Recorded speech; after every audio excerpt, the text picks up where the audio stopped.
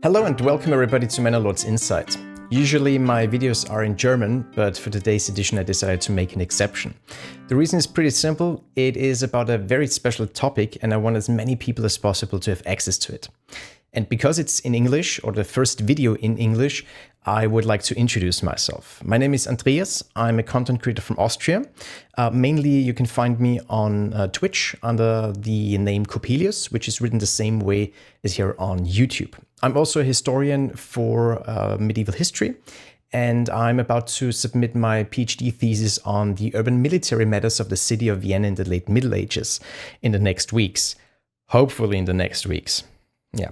Since October 2022, I'm also an alpha tester of Manor Lords and one of the few historical advisors for Slavic. Yeah, that's enough about me for now. Let's start with the actual video that deals with the historical approach of Manor Lords and its ambitions. Have fun.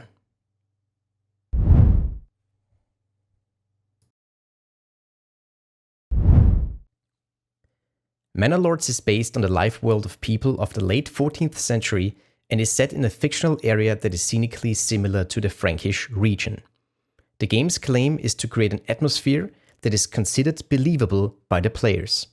This means that the players should get the impression that the game world feels medieval to them. As you can already see, the emotional world plays a big role. To achieve such an effect, different approaches were chosen for the creation of the world of Manor Lords. On one hand, it relies on historical knowledge, which reveals a lot about social, economic, legal, cultural life of medieval people, and on the other hand, it relies on the material culture of the time, which also reveals a lot about medieval life, but in contrast to the results of historical science, are directly visible to the naked eye.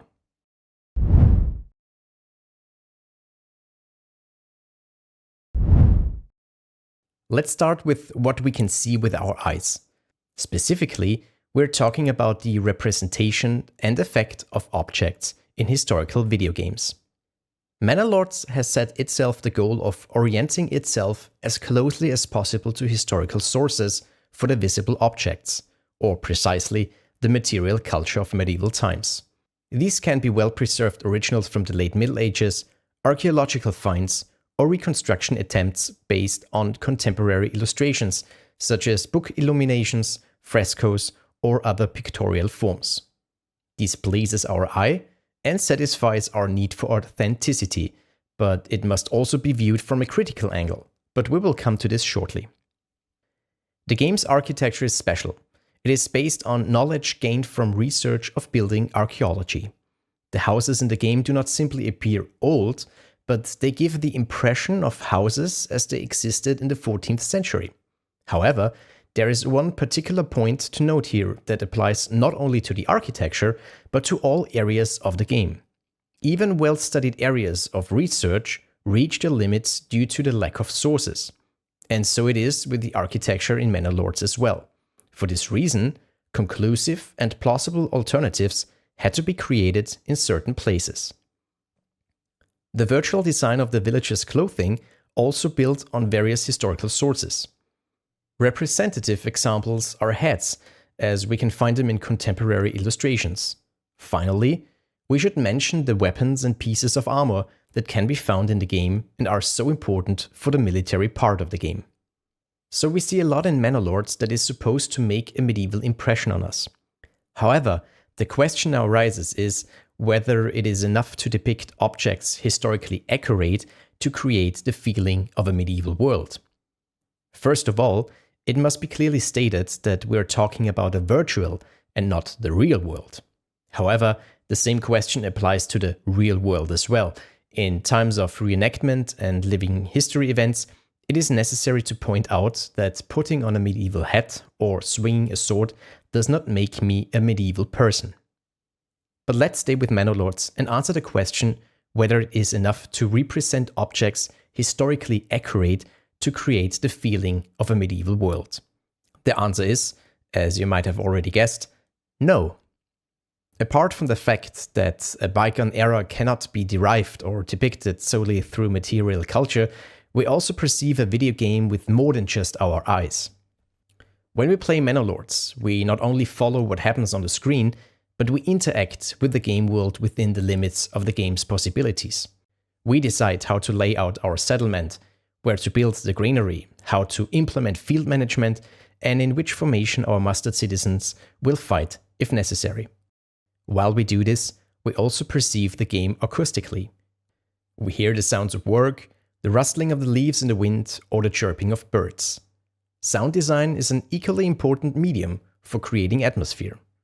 The possibility to smell the game world would also help the immersion, but I think it's better that we can't do that. So to summarize, a representation of material culture that is as historically accurate as possible helps to contribute to the atmosphere of a game, but it's not capable of creating such an atmosphere on its own. Before we move on to the second approach of Manor Lords, a very important definition should be addressed at this point. Beware, this is going to be a bit theoretical, but I'll try to explain it as easily as possible. The term historically accurate has already been used to describe a phrase that is frequently found in connection with so-called historicizing digital games. What is meant by this is a representation that has been designed according to concrete models. This could be our medieval hats, for example, but also reloading animations of a detailed virtual replica of a firearm in a shooter game that deals with the Second World War. There is nothing wrong with this in principle, but we must not fall into the trap of calling the whole game historically accurate in the face of such a representation. The same goes for the term authenticity. The game does not become authentic through its depictions, because the game does not originate from the 14th century, but is a work of the 21st century. Apart from that, it is a virtual representation and therefore not a reflection of the past. In summary, this means that a video game cannot stand up for the past or show how it really was. What it can convey, however, are so-called feelings of authenticity. They convey the impression of authenticity. The problem is, however, that we are very often confronted with these terms, mostly unquestioned. Publishers and developers love to describe their games as realistic, historically correct, and authentic. They do this in order to tap into a special sales market. The demand for experience-oriented history is very high nowadays, recognizable among other things by all the reenactment and living history events. With such promises, they try to attract interested players. In reality, however, there is only an object fixation of the industry, as researcher Nico Nolden calls it, because through these exact representations of objects, they try to compensate for what they cannot show, precisely how it really was.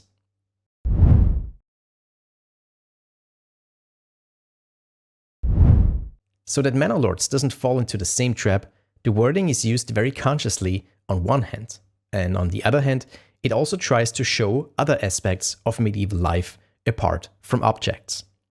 Manor Lords wants to provide the players with a so-called atmospheric past experience. With the material culture and the sound design of the game, two examples have already been mentioned, which should help to create such an experience. A second approach is provided by game mechanics that build on social, cultural, economic, religious, and legal aspects that made up the life of a medieval man. As it's not difficult to imagine, a person did not simply exist at that time, but lived in that time. What a surprise, right? This means that they had social relations with their environment, with their family, with their urban neighbors, and also with the sovereign. They were part of the working world and therefore part of the economic system of the community. Faith and religion had a certain importance. They were shaped by ideas and mentalities and had rights and duties that grew out of different legal and social foundations. It should be clear that a video game can only take fractions of this into account, which are also greatly simplified. A look at our history shows that no absolute statements can be made. This means that if a certain circumstance prevailed in city A, it does not mean that medieval conditions did not exist in city B, where this circumstance did not prevail. Progress and development were not constant. A classic example of this is the onset of the Renaissance, which hit different areas at different times. Or perhaps even better, a precise definition in which year the medieval era came to an end. Boundaries are fluid and change depending on the question. Because all of this is far too complex for a video game, we must use simplification, which in turn brings the danger of generalization. This would be the case, for example, if we would say that a concrete dress code was valid for all cities only because it was a real deal for one single city. As you can see, special care must be taken here as well, because all of this shapes the historical image that the game wants to convey. But more about that later. Let's return to Manor Lords and look at an example that considers those living conditions of a medieval man. One such is the nature of the settler's dwelling. The roof over their heads serves not only as a dormitory, but also as a place where agricultural goods are produced and workshops are run. Moreover, it is not individual members of the family who appear, but the family unit, which pursues the activity collectively. The house also serves as a storage place for the weapons and armor that the male inhabitants of the house, specifically the burghers, are obligated to own. In other words, the house accommodates not only the social, family, and economic spheres, but also the military sphere. In case of need, the male inhabitants of the game world must rush home to equip themselves with their weapons and armor and arrive at the assembly point provided by the player. This system also considers the social circumstances of the people involved. The higher their social status, the wealthier they are. This means access to better weapons and armor and an increased military value of the individual. For the individual, it means better protection and promotes the effectiveness of the overall military venture. So, the urban military system of a late medieval city is roughly embedded in the game.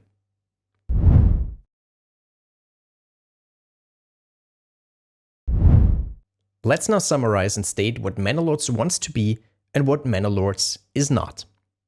As we have seen, Manor Lords wants to offer a believable world that players will perceive as medieval. The game's main focus is the atmosphere, which should be created on different levels. In this way, Manor Lords intends to set itself apart from other historicizing video games that rely solely on historically accurate representations and thus attempt to recreate an image of the Middle Ages. The goal of Manor Lords is to present a fresh medieval image in video games without overlooking the limits and difficulties of its feasibility. In doing so, it handles its aspiration very carefully on the one hand and critically on the other hand, with its own image of history, which is supposed to be conveyed. Neither the game, nor the developer, nor the publisher claimed that it is a historically correct game, nor that a medieval living world is realistically or completely depicted. Likewise, Manor Lords is not an authentic game, but wants to make the game world feel authentic to the players. What should be briefly noted at this point is that it is necessary to make minor anachronistic compromises at certain points due to various game mechanics or for reasons of game balance. However, we try to keep the frequency and impact as low as possible.